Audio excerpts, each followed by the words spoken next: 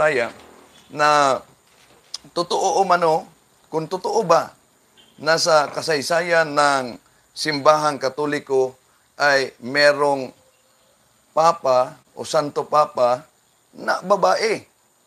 Baka narinig ninyo yan, yung tinatawag nilang Pope Juan. No? Totoo ba? So, mula pa noon mga kapatid, mula pa noon, meron na yung tinatawag na fake news. No? Huwag kayong maniwala, hindi yun ayon sa history, kundi ayon lang yun sa chismis o history. No? So, sa mga chismis lagi noon, yung tinatawag na fake news, pinaniniwalaan nila na itong Papa Umano na, kasandali mo na, mag-adjust muna tayo ha, itong tinatawag na Pope Juan Umano ay nagiging Papa sa kasaysayan ng simbahang Katoliko. Kailan ito nagiging Papa ng kasaysayan ayon sa history, kung totoo ba nga ito'y nagiging Santo Papa ng simbahang Katoliko sa taong 855 Anno Domini. At may 2 taon na tinutukoy na nagiging Papa ito na pinaniniwalaan maliban sa taong 855 Anno Domini, siya umano'y nagiging Papa din ng simbahang Katoliko. Sa anong taon? Noong taong 1099. Oh. So, kaya sabi nila, ayon sa tradisyon ng simbahang Katoliko o kinaugalian niyo na ang Santo Papa ninyo dapat lalaki. Bakit meron kayong babaeng Papa na ang pangalan ay Pope Juan? Una sa lahat mga kapatid, so sagutin muna natin to yung iba ding mga katanungan, and then magbabasa ako mamaya sa mga tanong na pumasok sa ating live sa chatboard natin, at i-acknowledge din natin ang mga pumasok na mga nagkokomento, no?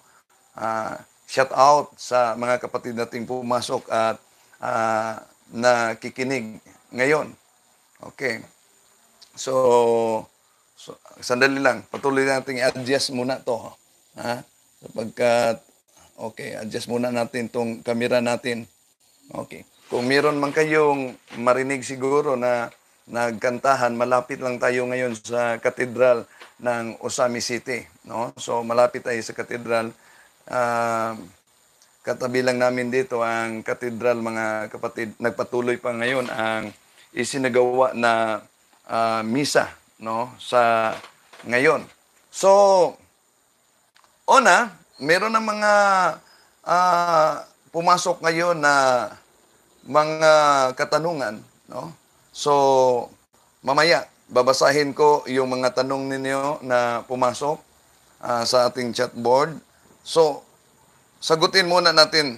May tanong na hindi natin nasagot kasi sa nakalipas na live natin. Meron pang sabi ng isa nating kapatid, yung purgatory o mano, purgatory, sinabi ni Papa Francisco na hindi yan totoo. Magaling talaga ito sila mag-imbento. Kung yung mga kapatid natin sa St. Peter's Men's Society na sila si Brother Paul, sabi nila mga magikero pala itong mga kapatid natin sa iba yung pananampalataya. Now, una mga kapatid, gusto kong linawin na yung sinasabi nila na Pope Juan na isang Santo Papang babae o mano, hindi yun totoo. Bakit hindi yun totoo? Hindi yun batay sa history, kundi batay lang yun sa chismis o fake news.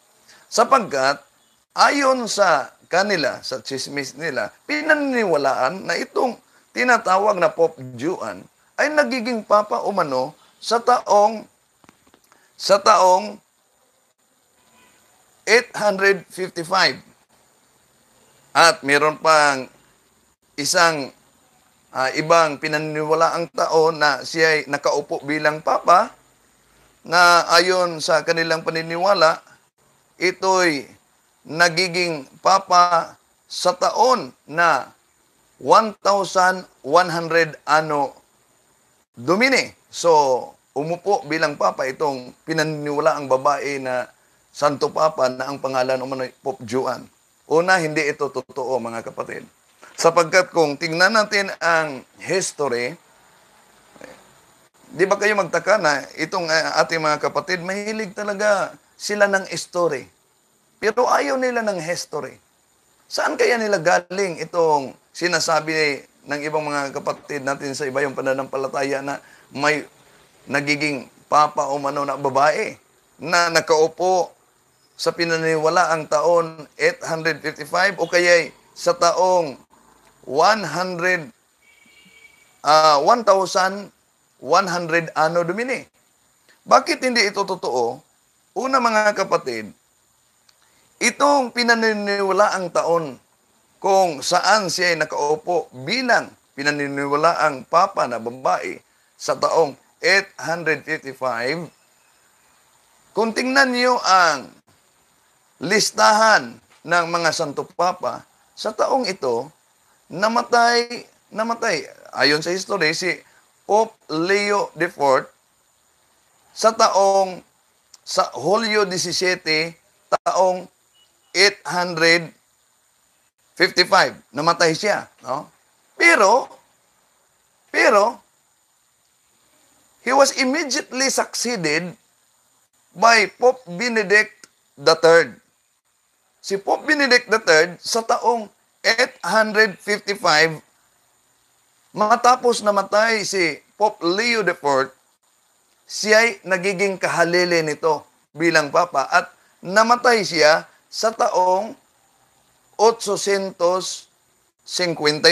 Kaya, imposible yung fake news nila o chismis nila na sa taong ito, 855, naging papa ang pinaniniwalaang babae na papa na Pope Juan. So, hindi yan totoo.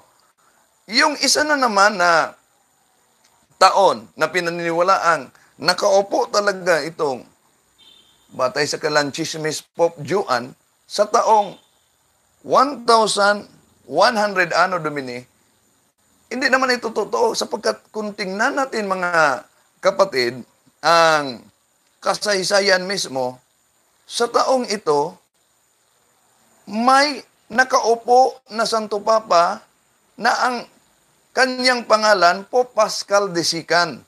Siya ay nagsimulang umupo sa taong 1,099 at siya ay namatay sa taon 1,118. Kaya, imposible itong mga sinasabi nila na umupo umano bilang papa ng simbahang katoliko ang pinaniniwalaang babaeng papa, mga kapatid. Okay? So, yun ang sagot natin sa tanong ng ating mga kapatid. Sandali muna sapagkat batay sa aking screen dito, parang hindi yata malinaw ang video natin. Okay. So, dami ng mga pumasok na nag-kukomento ngayon. Mamaya, babasahin ko itong mga pumasok sa ating comment section.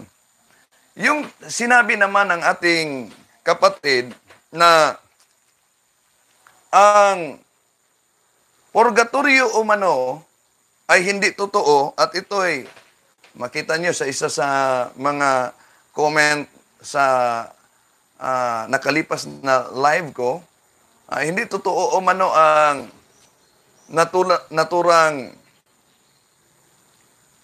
doktrina ng simbahang katoliko sapagkat kinonfirm umano ni Papa Francisco na noon pang taon 2014 umano na ang purgatorio ay hindi totoo. Ay walang katotohanan yon. Sabi ko mga kapatid, batay lang yun sa chismis. Iwan natin kung saan kaya namumulot ang ating kapatid sa Naturan Chismis, no? Na ang purgatorio, hindi yon tulad sa limbus infanta, yung limbo of the children, na hindi yon siya dugma ng simbahang katoliko. Yon ay tinatawag na theological speculation, no? Theological speculation lamang. Samantalang ang purgatorio ay talagang dugma ito ng simbahang katoliko, no? Kaya kung ang pagbatayan ng ating mga kapatid batay sa kanilang aral ayon umano sa Biblia, na dalawa lamang ang patunguhan ng tao, ang langit at ang impyerno, at wala ng purgatorio, so ipalagay natin kung iyon ay totoo. Halimbawa, ang sabi ng ating Panginoong Hesus sa San Marcos Kapitulo 9, versikulo 49, ang bawat tao ay idaan sa pamamagitan ng apoy. Merong apoy na lilinis ng tao. Bakit ba kailangang idaan? Sapagkat ayon sa Pahayag Kapitulo 21-27, wala mang sinong isa man ang makapasok sa kaharian ng langit na may maliit na kasalanan.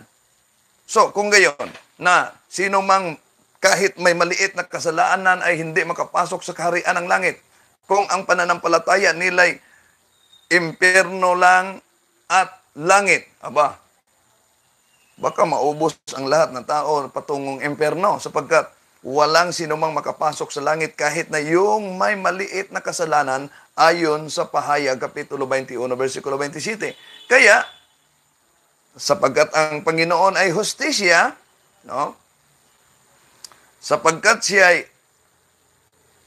hustisya, merong tinatawag na apoy na lilinis ng tao. Sa Marcos Kapitulo 9, versikulo 49, at ayon naman sa unang Korinto Kapitulo 3, versikulo 13 hanggang 15, idaan man sa apoy, ngunit meron pang kaligtasan.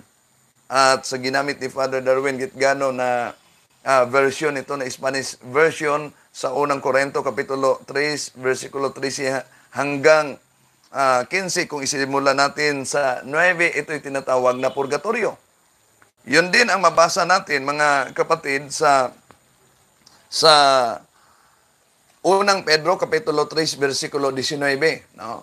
Sa unang Pedro Kapitulo 3, versikulo 19, ito ang ating mabasa. Sapagkat si Kristo na walang kasalanan ay namatay ng minsan para sa inyo, sa mga makasalanan, upang iharap kayo sa Diyos. Siya'y namatay ayon sa laman at muling nabuhay ayon sa Espiritu. Sa kalagayang ito, nagpunta siya at nangaral sa mga espiritong nabilanggo. Kung mabasa ninyo ang sa ibang version, kaluluwang nabilanggo. Sa ibang version naman, espiritong nabilanggo. Okay. Ipalagay natin yung pananampalataya ng mga ibang sulpot na sekta. Langit lang at impyerno, wala na ang purgatorio, sapagkat ayon sa kanila, hindi tayo maniniwala sa purgatorio, imbento lang yan ng simbahang katoliko at hindi yan makikita sa Biblia. Baka nakalimutan nila, mga kapatid, na even the word Bible was officially decreed by the Council of the Church sa pamamagitan ng authority ng simbahan. Sa kanilang Biblia na King James Version, di po ba? Wala kang makita sa loob ng Biblia na may kapitulo, versikulo, talata na may nakasulat na Bible maliban lang sa Protestant na salin na tinatawag the Living Bible. Okay, balikan natin ang purgatorio. So sa nabasa natin sa unang Pedro Kapitulo 3, versikulo 18 hanggang 19 ng ating Panginoong Jesus, siya'y pumunta sa mga espiritu na nabilanggo. Kung ang kanilang pananampalataya ay langit lang at impyerno, walang purgatorio, ngayon ang tanong, anong tawag nila nitong sinasabi sa unang Pedro Kapitulo 3, versikulo 19, na pinuntahan ng ating Panginoong Hesus na mga espiritong nabilanggo. No, nakulong. No, mga espiritong nakulong. Ano ba ang tawag nila? Kaya merong mabasa natin sa Spanish Bible, La Sagrada Biblia, totoo na hindi lahat na La Sagrada Biblia mabasa natin, pero merong translation din na mabasa natin na nilinaw na itong tinatawag sa unang Pedro Kapitulo 3, versikulo 19, na kulungan ng mga espiritu ay tinatawag na purgatorio. A los tales predico mucho tiempo el Espíritu por boca de Noé la fabricación del arca, el Padre se entiende, el por cárcel, el purgatorio. So, hindi po totoo na nag-expire ang doktrina ng simbahang katoliko tungkol sa purgatorio, sapagkat ang purgatorio, isa po itong dogma, hindi ito sa tulad sa theological speculation, halimbawa sa tinatawag na limbo of the infants, no? Na sabi ni Eliseo Soriano sa dating daan, aba, papanan ninyo mismo ang nagsabi, hindi totoo yan. Pero sinagot na natin yan. Meron na tayong sagot na naka-upload dito sa ating YouTube channel, mga kapatid. Okay. Merong isa na naman na nag-comment sa sabi niya, kayong mga Katoliko, wala kayong pagkakaiba sa Iglesia ni Cristo. Iwan ko nga kung ano ang reliyon niya o kaya kaani ba ito siya sa grupo ni Eliseo Soriano sapagkat best friend talaga ito sila. No? So kung yon ang kanyang sinabi na walang kaibahan ang Iglesia ni Cristo na itinatag ni Felix Manalo at ang Iglesia Katolika sapagkat ayon sa kanya, pawang umangkin lang umano ang Iglesia Katolika at ang Iglesia ni Cristo itinatag ni Felix Manalo na tatag ng ating Panginoong Jesucristo. So kung gayon ang argumento mo na ang simbahang Katoliko ay hindi totoo, di po ba? Kahit ikaw, pag ikay tanungin, sino ang nagtatag sa Iglesia ni Cristo? Sigurado akong madali mong masagot yan.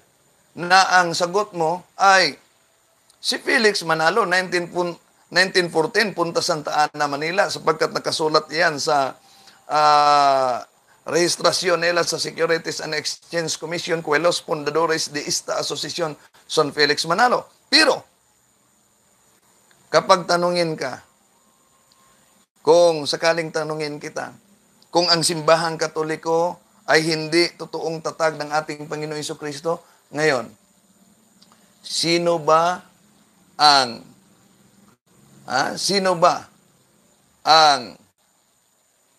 nagtatag ng simbahang Katoliko? O yun, ang mahirap nilang sagutin. Kahit mga ministro ni Felix Manalo, mga kapatid.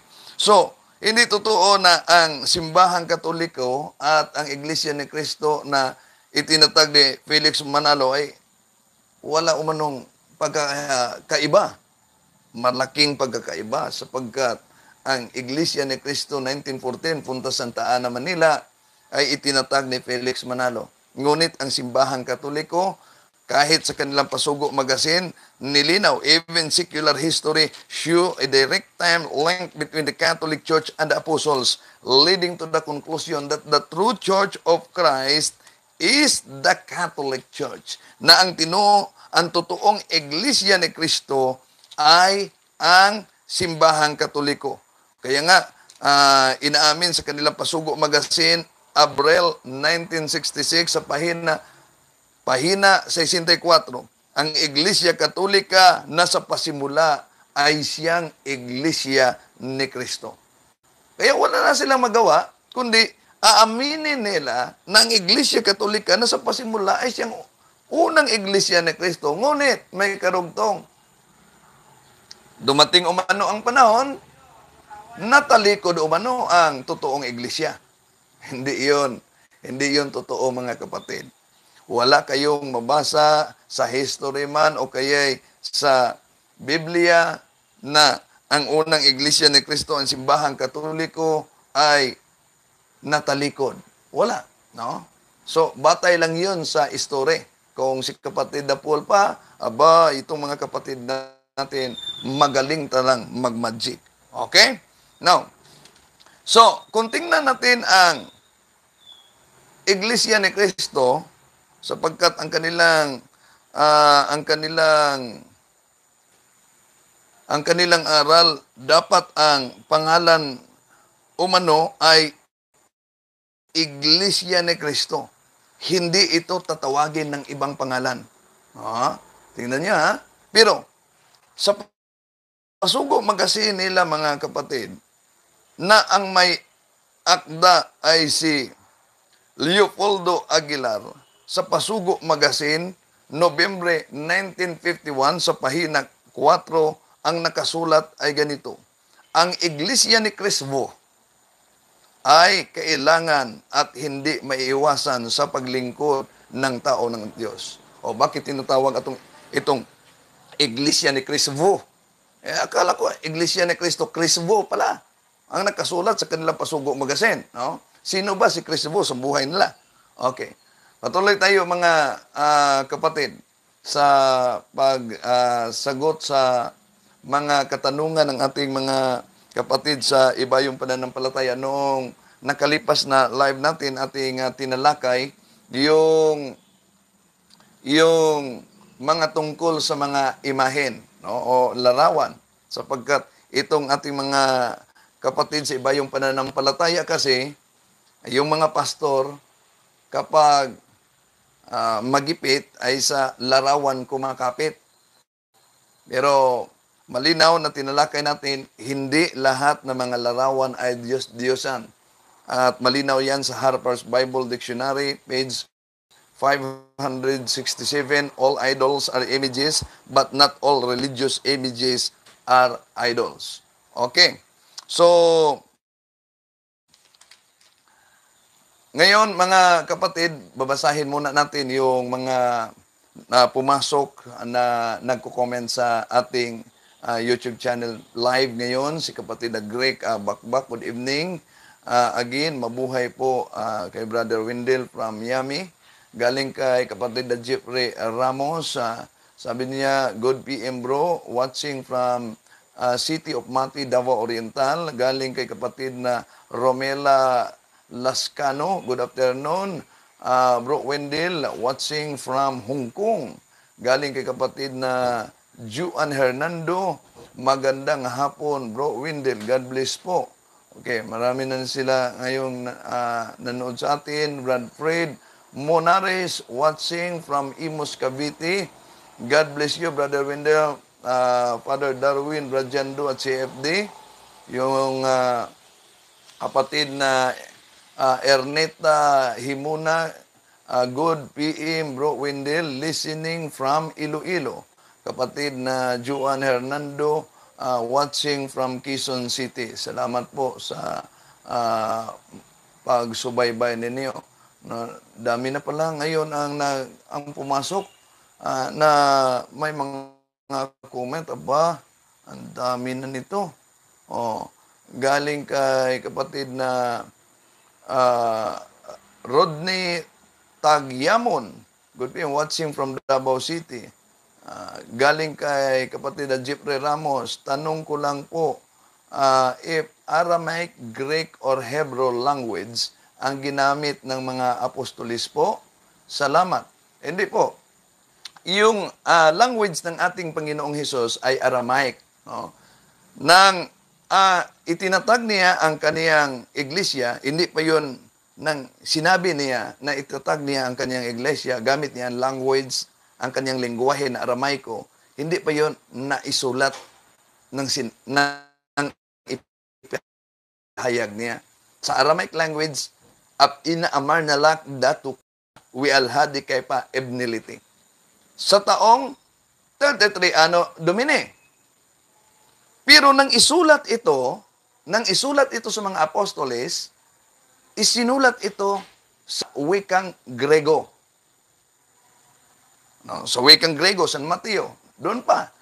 Tumakbo pang ilang taon bago ito na sulat, matapos niya ipahayag sa wikang Aramaic, inaamar na lak datu kepa wilhadi kepa ebnelite, isinulat ito ni San Mateo sa Grego, kago di soe, ligo hotiso iye Petros, kay pitaute Petra, oy kudumiso, monte ecclesia. At sa pagdating ng taong 405 Anno Domini, ito'y isinalin sa Latin na lengguwahe ni San Jeronimo, et ego dico quiato is Petros et superham Petram edificabo ecclesiam iam et portae in peronon praebilabot adversus iam. Salamat po kapatid, no? Okay. Meron pang mga nagtatanong ngayon. Ang dami na dito, ha? Sandali lang. Nalis natin itong mga pumasok sa ating mga kapatid na galing kay kapatid na Greg Bakbak, Miss Erica Esther, kapatid na Ruel Caracol, maayong hapon bro Windel, linawin ko lang ang bakit sinabi ng Bible na ang lahi ni David si Jesus samantalang hindi naman anak ni San Jose si Jesus. Salamat po. Okay, sagutin natin yan, no? Salamat kapatid na Ruel. Ito kay kapatid na Niel Jamaica Alhambra. Palagi itong nagsunod sa ating talakayan at ating programa. Bro Windel, good afternoon po. Salamat po. Bro Windel, Talibong, God bless po sa inyong lahat. Salamat kapatid na Niel. Galing kay kapatid na Andrew Aison, Latin Vulgate, Hebro Kapitulo 1, versikulo 3 hanggang 3, Quecum sit, Splendor Gloria, et figura substantia, ios portansque, omnia verbo virtutis, so forgationem peccatorum faciens sadit, o yung mayroong nakasulat ditong purgationem, no? Sa natura nga talata sa Latin Vulgate Bible. Salamat po kapatid na Andrew. Okay, kay kapatid na Niel Jamaica Alhambra bro, may nakadibit ako, sabi niya na di daw Diyos si Kristo ayon sa talatang tinatawag ni Jesus na Diyos ang Diyos Ama. Di naman sinabi ng Panginoon na tao siya sa kalagayang yun. Okay. Salamat po kapatid. Una, ang pananampalataya po nating mga Katoliko tungkol sa ating Panginoon Jesucristo ay tinatawag na hypostatic union. Ano po ba yung hypostatic union? Hypostatic union is the union of the human and divine nature in one divine person of our Lord Jesus Christ. Yun ang tinatawag na hypostatic union. The union of the human and divine nature of Jesus Christ. Now, kaya nga si Santa Maria tinatawag na ina ng Diyos sapagkat ang kanyang ipinanganak ay persona at itong persona may dalawang kalikasan. Hindi tinuturo ng katisismo ng Iglesia Katolika itong hypostatic union bilang technical term ng Christian theology upang ilarawan natin ang dalawang kalikasan na umiiral ng ating Panginoong Jesus sa iisang persona, yung tinatawag na one hypothesis, no? Sa termino ng theologians. Ito ay biblical. Bakit po ba biblical ito? Una, gagamitin po natin English translation sa Romans chapter 9 verse 5. Ito ang nakasulat. Abraham, Isaac, and Jacob are their ancestors. And Christ himself was an Israelite as far as his human nature is concerned. Ano ang nakasulat sa naturang salin? Israelite as far as his human nature is concerned. And he is God, the one who rules over everything and is worthy of eternal praise. Amen. Yun ang mabasa natin sa isang salin. Ngunit sa Tagalog, ito ang mabasa natin, Roma Kapitulo 9, versikulo 5.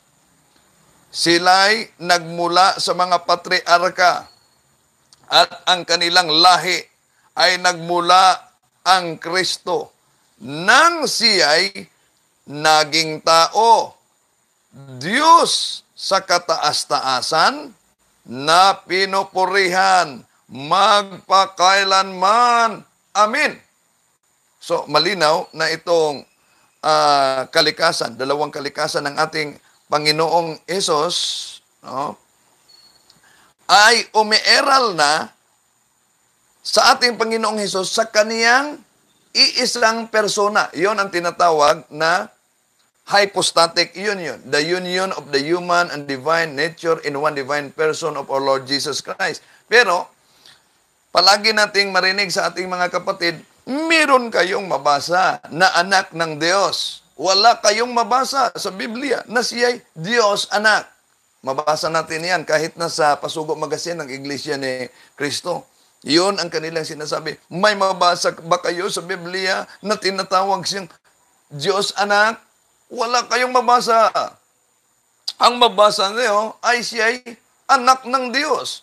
Kung gamitin natin, mga kapatid, ang San Lucas Kapitulo 1, versikulo 35 sa Spanish Bible, así que al Santo Niño, que va a nacer, lo llamaran Hijo de Dios. Hijo de Dios, tatawagin itong banal na bata na anak ng Diyos. Kaya sabi nila, yun, mabasa sa Biblia, anak ng Diyos. Hindi po niyo mabasa na siya tinatawag Diyos anak.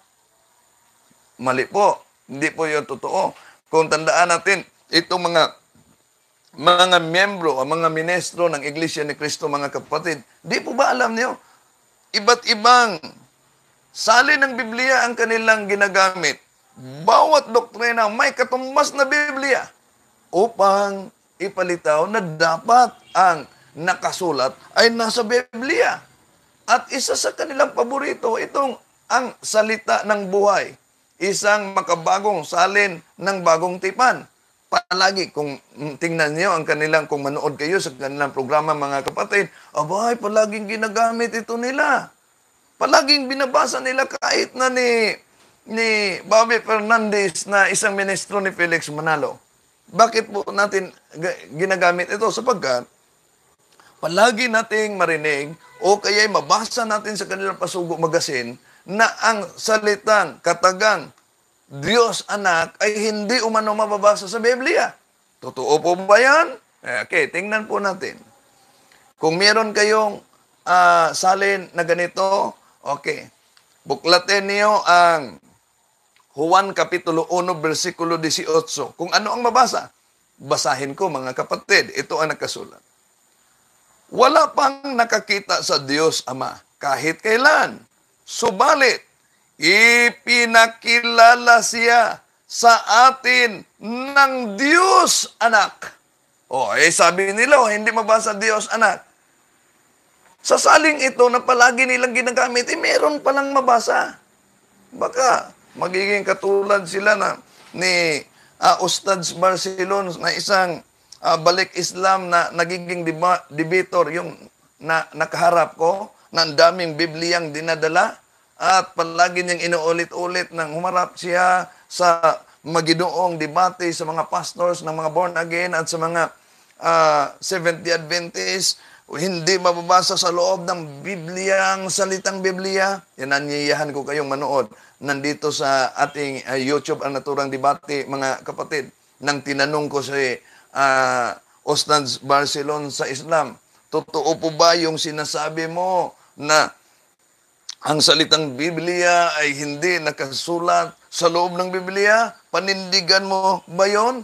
Sabi niya, panindigan ko hanggang kamatayan ko. Dinala mo yung The Living Bible. Sa The Living Bible ba, Sa ikalawang Timoteo, Kapitulo 3, versikulo 16, anong mabasa? Siya nga nagbasa. Tingnan niyo sa naturang debate. Pagbasa niya, the whole Bible was given.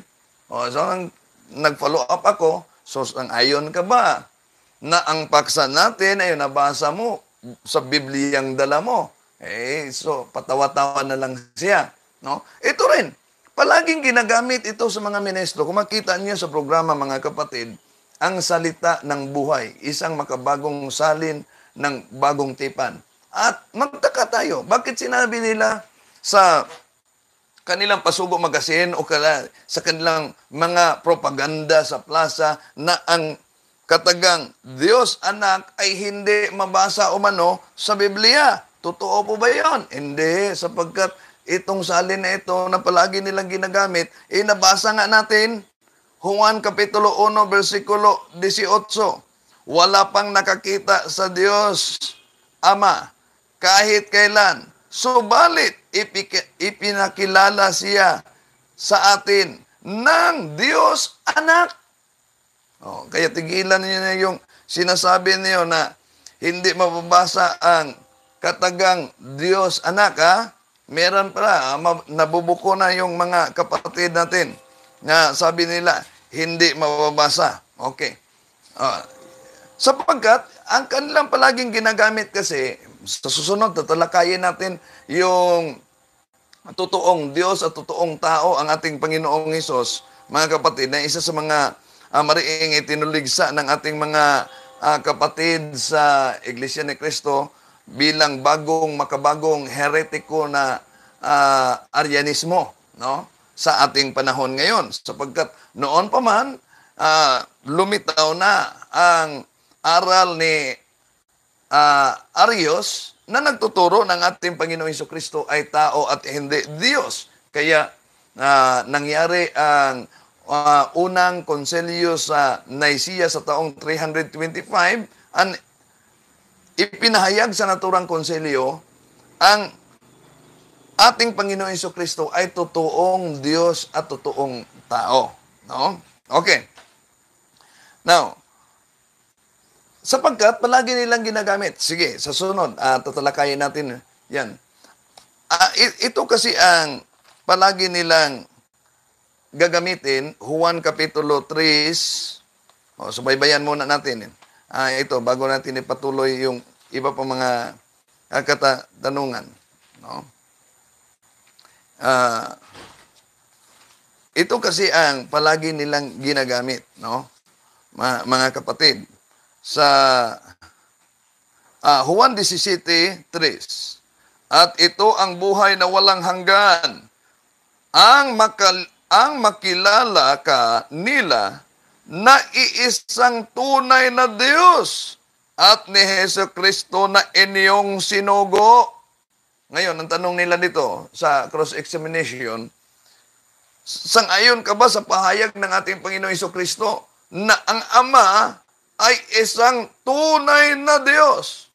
Kung ang Ama ay isang tunay na Diyos, kung si Kristo ay Diyos, kung ang Espiritu Santo ay Diyos, ilan ba ang tunay na Diyos? Iyon ang kanilang argumento. No? Nang sinabi ng ating Panginoong Hesus, ang Ama ay iisang tunay na Diyos. Kung kinikilala niyo na si Kristo tunay na Diyos, kung kinikilala niyo na ang Espiritu Santo ay tunay na Diyos, ngayon ang tanong, ilan ang iisang tunay na Diyos ninyo? Yun ang argumento. Hindi, nanatiling isa, hindi tatlo. Yun ang aral opisyal tungkol sa Santissima Trinidad. Bakit? Ayon sa Roma Kapitulo 1, versikulo 7, the Father is called God. Di po ba? Mabasa natin Roma Kapitulo 1, versikulo 7. Nabasa din natin sa Hebrews Kapitulo 1, versikulo 8, the Son is called God in Hebrews chapter 1, verse 8. Hindi lang yan. The Holy Ghost is called God in Acts chapter 5, verses 3 up to 4. So, ang Ama Diyos, ayon sa Roma Kapitulo 1, versikulo 7, Ang anak ay tinatawag na Diyos sa Hebreo Kapitulo 1, versikulo 8. At ang Espiritu Santo naman ay tinatawag na Diyos. Ayon sa Gawa Kapitulo 5, versikulo 3 hanggang 4, ilan ang Diyos? Tingnan yung King James Version. Sa unang Juan Kapitulo 5, versikulo 7. For there are three that bear record in heaven, the Father, the Word, and the Holy Ghost, and these three are one. Malinaw. And these three are one. Hindi sinasabi, and these three are three. Kaya diyan kinuha ang Santissima Trinidad. Santissima meaning holy, Trinidad, trace, and Unidad meaning unity. Okay. Pero yung sinasabi nila, hindi mababasa sa Biblia ang salitang Trinity. Tapusin nyo na yan. Bakit? Baka hindi nyo nabasa na mayroon mabasa talagang salitang Trinity sa Amplified Bible. Revelation, Pahayag Kapitulo 7, versikulo 10. Tingnan nyo. May damin yung Biblia. Siguro, iniiwasan lang nila sapagkat hindi sang-ayon sa kanilang maling doktrina. Salamat po, no? Patuloy nating babasahin itong mga dami pang mga no? Pumasok na mga nagko-komento sa atin. No, good afternoon, Brother Wendell. God bless all. Okay, Renz, si kapatid na Corduroy. Si kapatid na Renz Daway, watching from Davao. Ito pa, si Joey Hapal. Papuri ng Diyos sa kaitaas-taasan at sa lupay kapayapaan. God bless, Bro Wendell. Sa buong Team Maria, palagi ko kayong ipinagdasal. Ingatan kayo ng banal na dugo ni Jesus at mantle of protection of Mama Mary. Salamat po, no? Kailangan talaga ang dasal ninyo sa amin. Bawat isa na kailangan magdasal tayo sapagkat iyon ang ating spiritual weapon sa spiritual warfare. More prayer, more power. No prayer, no power. Okay? Ito, kay kapatid na Melbovs, no? My loves, Avenido. God bless, Brother Wendell, watching from Japan. Kapatid na Marisa Marcaelos, good afternoon, Brother Wendell, watching from Singapore. Uy, salamat po sa inyong panonood. Kapatid na Robinson Candado, good afternoon, Bro Wendell. Kapatid na Leon Santiago, listening from Makati, good afternoon. Thank God for having the CFD. They keep us loving our faith. Hindi lang yun sa mga CFD. Lahat nating mga Katoliko, inaanyayahan tayo batay sa ating canon law. Canon numero 222, lay people have the duty and the right to acquire the knowledge of Christian teaching so that they may be able to live according to this teaching, to proclaim it, and if necessary, to defend it. So, meron bang necessity na idepensa natin ang ating pananampalataya dahil sa mga tuligsa ng mga kapatid nating nasa iba yung pananampalataya, mga nagsulputang sekta na itinatag lamang ng tao? Meron talaga. Sa Acts and Decrees of Second Plenary Council of the Philippines, sa pahina 80 hanggang 81, paragraph 222, ang nakasulat ay ganito: we must be willing and able to defend our teachings in public fora, and we need to equip the faithful so that they can defend their faith. Imagine mo yan. Okay.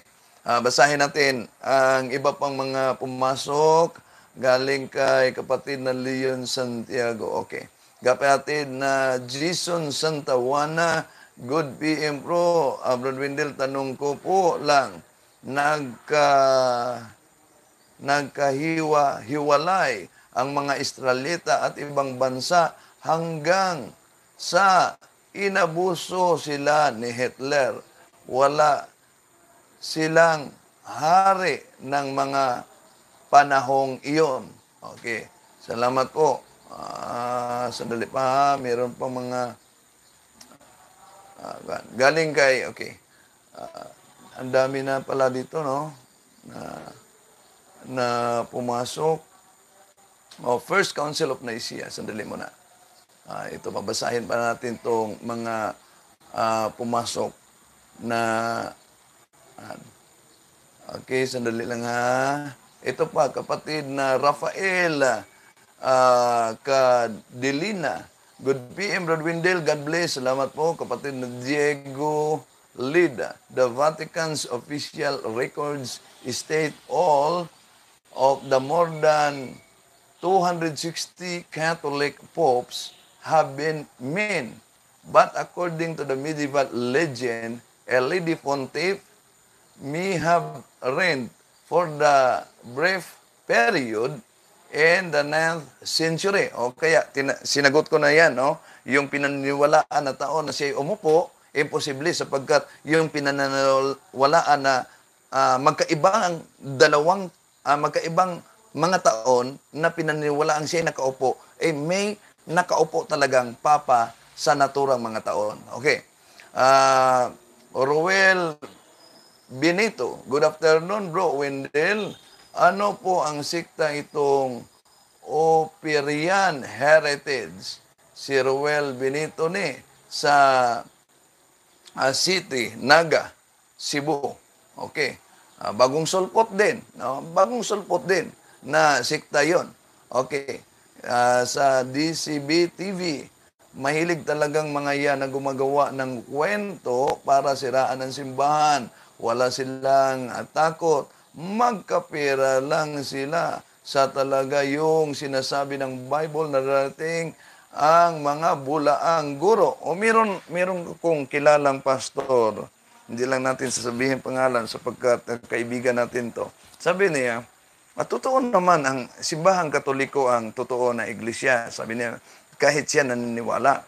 Pero paano niya iiwanan ang kaniyang kawan o mano sa relihiyon na siya mismo ang nagtatag? Una, may matanggap siya na 10% galing sa mga OFW na membro sa kaniya at tatawagan umano siya na, Pastor, pumasok na sa account mo. Yung matagal na nilang mga membro, kung sasabihin ko na hinto na lang tayo at ang totoo ay Iglesia Katolika, sabi niya, wala namang matanggap po, no? Kapag babalik sila sa simbahang Katoliko. Walang malinaw na programa ang simbahan para sa mga pastor tulad nila ni Brad Paul. Buti lang silang Brad Paul ay nagpatuloy pa rin. No? Sila si Brad Noe. Okay. So, yung alam niyo ang katotohanan, ngunit lumipat talaga kayo sa Cebuano pa dahil sa kasabutan, no? Malaki tayong pagharap natin sa Diyos niyan. No? Panagutan sa Diyos. Okay. Maliban lang sa mga miyembro nito na hindi nila alam na ang simbahang Katoliko, kahit pa sila'y Katoliko noon, lumipat sila sa naturang grupo, at hindi nila alam na ang simbahang Katoliko talaga ang totoong iglesia. At sa dikta ng kanilang konsensya, sila'y namumuhay ayon sa dikta ng kanilang konsensya. Itong mga taong to ay kinikilala ng simbahan na invisible members of the Catholic Church. No? Invisible members. Kaya sa Lumen Gentium numero 16, through no fault of their own, do not know the true Church of Christ, but nevertheless seek God with sincere hearts, and try in their actions to do His will, as they know it through the dictates of their conscience, they too may receive salvation. Okay, babasahin pa natin itong mga... salamat po sa kapatid natin, Diego Leda. Yes, meron talagang mga medieval legend, no? Kaya legend lang yan. O history, o kaya sa ating panahon, matawag na yung fake news. Okay. Sa kapatid na CBTV, nabasa na natin. Diego Leda, the story goes the Pope Juan was a young woman disguised herself as man and entered into religious training. Sabi niya, after distinguishing herself as a scholar, she rose through the church ranks and was elected Jan uh, Jan the 8 in the year 855. Yon lagi ang sinasabi natin na ah, fake news. Bakit fake news? Sapagkat kung tingnan man natin ang naturang taon, kapatid, no? Tingnan natin ang naturang taon. Sa naturang taon kasi, malinaw na yung taong 855, merong papa niyan. Una si Pope Leo 4. Siya ay namatay, namatay siya sa taong July 15, July 17, 855. Namatay siya. Kailan namatay si Pope Leo the 4th? July 17, 855. Pero walang tinatawag na interregnum dito sapagkat nang namatay siya, agad siyang ang kanyang kahalili umupo bilang papa ay si Pope Benedict III. Si Pope Benedict III, siya umupo sa taong 855 at namatay siya sa taong 858. Iyon ang makita natin batay mismo sa history. Salamat po. Okay. Galing kay kapatid na George Burgos, sana po maibigay niyo ang schedule ng YouTube live para maabangan ko alas 9 hanggang alas 10 ng umaga, no? Alas 9. Monday to Friday. At sa Sunday, itong oras na to. Itong oras na to. Okay. Salamat po kapatid. Galing kay kapatid na George Burgos, sana ito nabasa na natin. Galing kay kapatid na Juvin de la Torre, God bless Bro Wendell sa lahat ng mga CFD from Makati. Salamat po sa ating mga kapatid dyan sa Makati. Yung kasama namin si Brad Paul, parang taga Makati yun, no? Si Brad Paul sinugat sa St.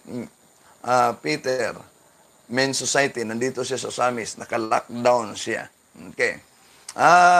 Si kapatid na Diego Leda. She went on the roll. Nabasa natin to. Sabi niya, her secret was only revealed in 858 and she was unexpectedly went into labor during the papal procession. Sa kay kapatid na Jose Atap, Bro Wendell, good PM from Japan. Salamat po. Kay kapatid na Antonio Resino, salamat po sa programa niyo, Bro Wendell. Marami akong natutunan. Salamat sa pagsunod. Kapatid na Aniel Jamaica, alhamdulillah, Bro Wendell, talibong pwede niyo po bang i-topic ang talata ayon sa talinhaga ng sa ubari dahil pumasok po yan ngayon panahon na nasa basa ng basa, di nila nauunawaan po. Salamat po, no? Okay, salamat. Kapatid na Diego Lucida, the forgotten popes first planted herself and the medieval imagination in the 13th century when her story appeared in the chronicles by the Dominican. Yes, mayroong mga Dominican friars na ito sila si ito, tama to, no? Pero sa kasaysayan, yung sinagot natin, yung pinaniniwalaan na taon na siya umupo, imposible sapagkat merong mga papa talaga sa naturang mga taon. She was later, okay, Joan Ann went on to become widely accepted part of the Catholic history. Galing kay kapatid salamat po kapatid na Jigo Leda, kapatid na Mig Welder, good morning. Bro Wendell, shout out to Father Anton Pascual from Noel Tambal, watching from Winnipeg, Tuba, Canada. Salamat po. Kapatid na Diego Leda, the 4th century writer Giovanni Abacasio mentioned her in book about famous women at her image, placed paintings, sculpture, tarot card. Muli kay kapatid na Jigo Leda, she was even briefly included in a collection of papal busts in Italy's Siena Cathedral. Galing kay kapatid Daniel, Jamaica, salamat po. Bro Wendell, ngayon nakita ko na ang kadiliman at kasamaan ng mga demonyo, nakakatakot po. Napakadami ang naliligaw. Yun naman ang sabi ng ating Panginoon na darating talaga ang panahon na lumabas itong mga bulaang tagapagturo, nagsusulputan ng mga reliyon at kahit ayon sa ikalawang Korento, ikalawang Korento kapitulo 11, versikulo 12. Okay, basahin muna natin sandali lang. Sa ikalawang Korento. Okay. Ikalawang Korento, kapitulo 11, versikulo 12 hanggang 15. Ito po ang ating mabasa. Okay. Ikalawang Korento, 11:12 hanggang 15. No? Sapagkat ang taktika talaga ng demonyo ay to divide and then attack. Ito.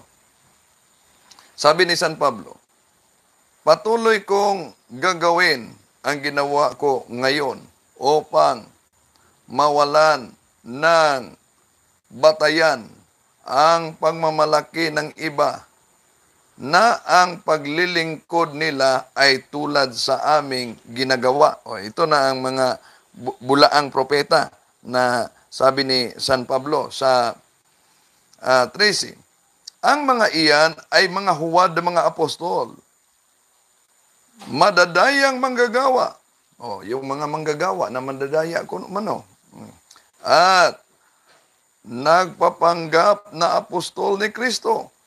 Ituloy natin sa 14. Hindi ito katakataka, sapagkat si Satanas man ay nagkunwaring anghel ng liwanag. Kaya hindi katakataka na ang kaniyang mga lingkod ay magkunwaring lingkod ng katuwiran. Ang kanilang kahihinatnan ay ayon lamang sa kanilang mga gawa. So, ito, kaya daming mga relihiyon ngayon at meron pa mga relihiyon na nagsusulputan na sabi sa kanila mga kapatid, kahit anong relihiyon mo, kaya ay isa na ang ating patunguhan. Ang Diyos lang, hindi yun totoo. Sapagkat different religions contradict one another and contradictions can never be equally true. Okay, galing sa kapatid na Bro Email TV, First Council of Nicaea 325, sapagkat merong Second Council of Nicaea, no? Yung Second Council of Nicaea, about yun sa iconoclasm. And it was decreed by the Second Council of Nicaea that sacred images may be honored without idolatry. Okay. Kay Bill Gates, Bro Windel, ah, 100% proud Katoliko, ipagtanggol natin ang ito, mga kapanalig. Bro, Email TV, Hypostatic Union, one person to complete nature, divine and human nature. Salamat po, kapatid. Kapatid Daniel Jamaica Alhambra, ito ang pinakamagandang nangyari sa atin, mga kapatid. Nakilala natin ang mga taga-depensa ng ating simbahan at pananampalataya papuri ng Diyos. Pero ang magandang pagdepensa ng ating pananampalataya, yung pag isabuhay natin ang ating natutunan, mga kapatid. No? Sapagkat yung nakasulat sa aklat ni Cardinal Gibbons na palaging ginagamit ng mga ministro na Felix Manalo, yung pamagat na ang pananampalataya ng ating mga ninuno sa pahina 30, nagkasulat ay ganito: nalulungkot kaming ipagtapat ng kabulukan sa moral ay malimit na nasusumpungan sa sinapupunan nitong mga nagsasabing sila'y mga Katoliko. Di natin maipipikit ang ating mga mata sa harap ng katotohanan na marami sa kanila hindi nabubuhay ayon sa pinag-utos ng kanilang iglesia, kundi bagkus naging sanhi pa ng kalungkot-lungkot na iskandalo. Ngunit sa aba nila ay nagiging daan ang mga ito. Tinatanggap ko rin ang mga kasalanan ng mga Katoliko ay lalong karimari-marim sa mata ng Diyos kaysa mga kasalanan ng mga nahiwalay nila, mga kapatid, sapagkat maraming grasya ang sinasayang nila. Yun. Kung tayo'y alam natin ang katotohanan, ngunit patuloy tayong gumawa ng kasalanan, kahit alam natin ang katotohanan, yun ang sinabi ni Cardinal Gibbon. Sino man sa atin na magkasala at makagawa ng iskandalo, magkasala tayo hindi dahil tayo mga Katoliko, dahil tayo ay hindi sumusunod sa pananampalataya ng simbahang Katoliko. Pero, kung tingnan natin ang kasaysayan, ng history, malinaw po, mga kapatid. Ang dami ng mga taong iba't ibang mga kasalanan, ngunit sumusunod sa aral ng simbahang Katoliko, at iyon ang dahilan na sila'y nagiging mga santo. Okay? Salamat po, no? Ating mga kapatid na palagi nagsunod. Galing kay kapatid na Reviv, ang itinatag ni Bis ay ang 6 na sikta. Church of Trial and Error. Galing kay kapatid na Rafael, Brother Wendell, watching from Mission Hills, California. Walang sawang nagpapasalamat sa inyo sa lahat ng mga CFD. Mabuhay, Ave Maria. God bless and guide you always. Salamat po. Ang kapatid, galing kay kapatid na Jeffrey Ramos, di po nila gagamitin yun, Brad, kasi malalaman na mali sila ng turo. Okay. Kay kapatid na Sol Paul Anda, good afternoon, Bro Windel. God bless all. Kapatid na Miguel Lazaro, God bless you. Brother Windel from Torrance, California. Okay? Kay kapatid na Mauricio Cabuenas, watching from Qatar. Uy, ang kay kapatid na Sir Lasilot, the 12 message retracted. Kapatid na dami sila, no, na pumasok ngayon. Chepti, maayong buntag, Brad Windel. Salamat sa inyong mga kanunay na amo sa pagpanalipod sa atong balang pagtuo from Abilino, Abures sa Cebu. Kumusta kayo diya sa Cebu? Kumusta kay Brad Sok Fernandez, Brad Adam? Dugay-dugay namin mga makaanha diya sa Cebu. Galing kay kapatid na Critic Games Visari. Bro Wendell, bakit yung mga Muslim pinasasabog ang sarili dahil daw sa jinn binibigyan sila ng 72 virgin at mga saan ba to? Katulong na mga lalaki. Yun ang mga paniniwala sa mga yung radical, no? Radical na mga miyembro nito. Okay. Kapatid na Marilu Tapungot, hello, Bro Windel, salamat sa Diyos for defending our faith. Padayon ng bro, God bless. Shout out from Ireland. Uy, kumusta kayo dyan sa Ireland? Kapatid na Jan Andre Soriano, hello, Brad Windel Talibong, watching from Amaya, Tansa, Cavite. Galing kay kapatid na critic Brad Windel, ginagamit ni Taning, mga bulaang propeta at mga komunista. Oh, isa prayer of exorcism kay Pope Leo XIII. Nasa naturang prayer, formula of prayer of Pope Leo XIII. No? Noon, maaring magamit yon sa laiko noon, pero ngayon, hindi na, para na lang yan sa ordained minister. Exorcissimos ti omnis immundi spiritus, omnis satanica potestas, omnis incursio infernalis adversari, omnis ligio, omnis congregatio et secta diabolica. Imagine mo na. Omnis congregatio, every congregation of diabolic sect. Omnis congregatio et secta diabolica. So, ginagamit ng demonyo, kahit na yung mga sekta na demonyo. At kaya nga karamihan sa kanila galit-galit sa mahal na Birhen Maria sapagkat ang mga demonyo, ang mga fallen angels ay galit talaga at natatakot sa mahal na Birhen Maria.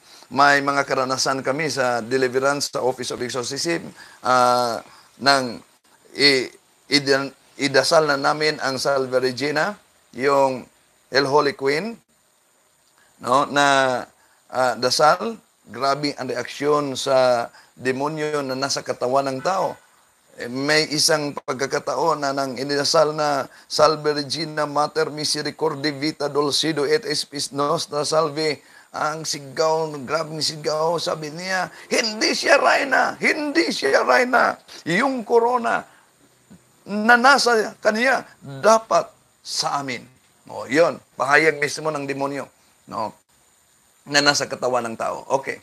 Sa ating kapatid naman, kay kapatid na Balcony Open, shout out to my father who is watching this. And I am watching CFDs. God bless to you, brother. Thank you. Salamat po. Brother Emil TV, shout out po sa Radio Veritas Apologica with Brad Marco Evangelista. Kumusta po kayo, Brad Marco Evangelista? Oh, ating mga kapatid yan, no? Kaibigan natin. Sila si Brad Louis, Brad Jose Gantos, Brad Marisol Mananili. Si kapatid na Tatang Larry. Nagkasama kami dito sa Osamis ni kapatid na Tatang Larry. God bless. Sana itong grupo ng itong Apologica sa Radio Veritas, tulad ng pagkakataon na nakasama namin si Tatang Larry, darating sana ang pagkakataon na magkasama kami sapagkat yung mga kaibigan natin sa pangunguna ni Brad Paul sinugat sa Kotos TV, palagi na namin nakasama sapagkat nandito pa siya sa Osamis. Okay? Ito, kapatid Ramel, sa Morris, Brad Wendell, mangutana ko paano maliligtas ang bata nga namatay na stillbirth, namatay sa abortion, gipatay sa aksidente, wala na bautismuhan. Daghang salamat, more power sa team. Okay, salamat po kapatid, no? Tingnan natin ang Catechism of the Catholic Church tungkol niyan, no? Sa bata na namatay na walang biniyag. Ano po ba ang tindig ng simbahang Katoliko tungkol diyan? Okay, malinaw yan, nakasulat sa Catechism of the Catholic Church numero 1261. Sa Catechism of the Catholic Church number paragraph 1261, ang nakasulat ay ganito. Basahin natin, mga kapatid. As regards children who have died without baptism, the church can only entrust them to the mercy of God. Kung ano mangyari, we have to entrust them to the mercy of God. Okay? Malapit na tayo matapos, mga kapatid. Oy, sorry. Malapit na tayo matapos, mga kapatid, pero ang daming pumasok ngayon na mga kapatid natin. Sorry kayo, hindi natin mabasa lahat, ha? Galing kay kapatid na Cesar Bactol, magandang hapon po, bro. Kapatid na Eli Balaco, hello pro, watching South Pacific Island, Samoa, salamat po. Galing kay kapatid na Kritik, Bro Windel, na pusis ang China ng komunista. Wala silang communism, no? One of the branches sa attack na lalo na sa Freemasonry. Okay. At sa exorcism talaga, mga kapatid, ang pinaka matigas tanggalin na demonyo ay yung demonyo na related sa naturang grupo. Okay. Ito, kapatid na Areliano Bernardo, shout out lang, idol. Okay ka. Ano pa to? Ang mga pumasok ngayon. Kapatid na Beberto por Mentera. Good afternoon, Brother Windel. Watching from Riyadh, Saudi Arabia. God bless po always. Kapatid na Montano Antipasado. Magandang araw po, Brother Windel. God bless sa inyong lahat. Kapatid na Norman Rex. Bro Windel. Dali ha. Bakit Benedictine crucifix ang kadalasang ginagamit ng exorcism? Benedictine crucifix, sapagkat ito, mga kapatid, meron to siyang Benedictine medal. Sa Benedictine medal, nakaukit dito ang the ancient formula, the short formula of exorcism ritual of Saint Benedict. Croc sacra sit mihi lux, non draco sit mihi dox, vadi retro satana, non quam suadi mihi bana, sont malakwelevas FC binina vivas. Bakit ito ang ginagamit? Sapagkat pag sakali bumili kayo ng exorcism o Benedictine cross, dapat ipa-bless ninyo yan. Ang pari na mag-bless niyan, ang gagamitin niya ay ritual intended for the sacramental. No? Hindi yung generic formula of blessing. Ang problema lang, hindi lahat ng mga pari alam nito, sapagkat hindi naman lahat ang mga pari na exorcist, no? At nag-attend sa annual convention ng PACHI, Philippine Association of Catholic Exorcists. Doon, merong proper formula. Bakit proper formula? Halimbawa, kung ang cross na nabili mo, Benedictine, ipablish mo sa pare, gamit niya ang tinatawag na generic formula of blessing. Ang tanong, na-bless ba ang naturang cross? Na-bless po siya, sapagkat ang kapangyarihan ng pare is to teach and to sanctify. So, na-bless siya. Pero ang tanong, hindi yung ginagamit na proper formula intended for the sacramental. So, therefore, na-bless siya, but hindi according to the intentions of the church. Kaya, Benedictine cross ang ginagamit at ito'y ipabless sa proper formula na nasa ritual ng yung handbook of prayer and deliverance ni Father Jose Sikaya pwede kayo makabili yon sa St. Paul, no?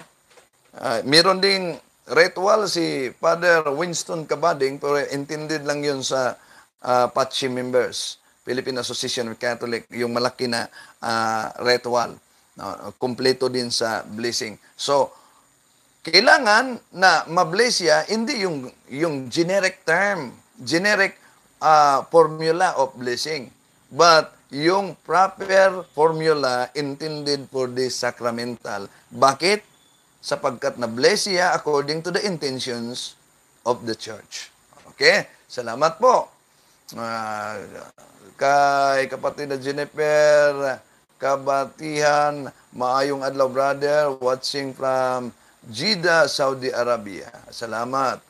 Salamat sa ating mga kapatid. Dami pang mga pumasok ngayon ng mga katanungan. Pero galing kay kapatid na kritik. Sabi niya, Bro Wendell, si Isaac, hindi si Ismael ang inaalayan ni Abraham. Bakit nang paloko ang mga Muslim? Okay, salamat po mga kapatid. So, wala na tayong panahon sa pagpatuloy. Salamat po sa inyong pagsubaybay sa ating live.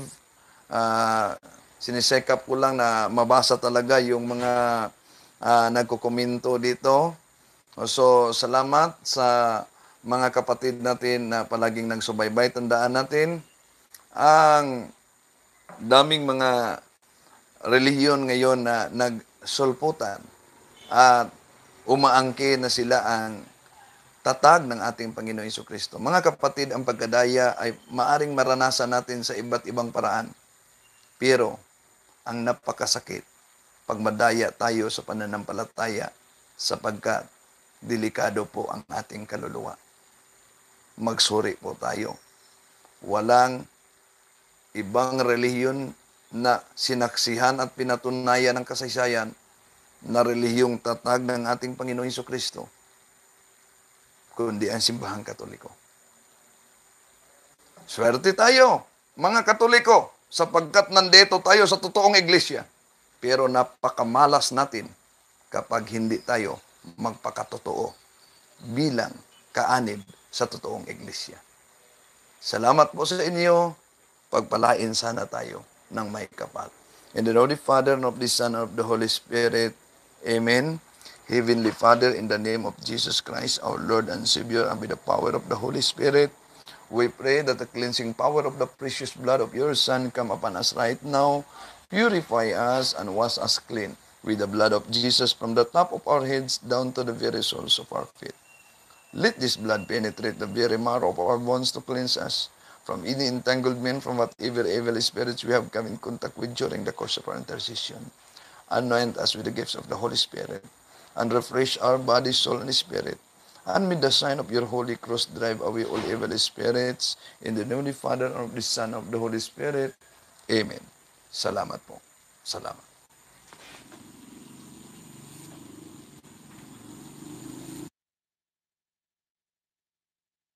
To make his message known is our responsibility. So here we are to pledge our lives to the Lord.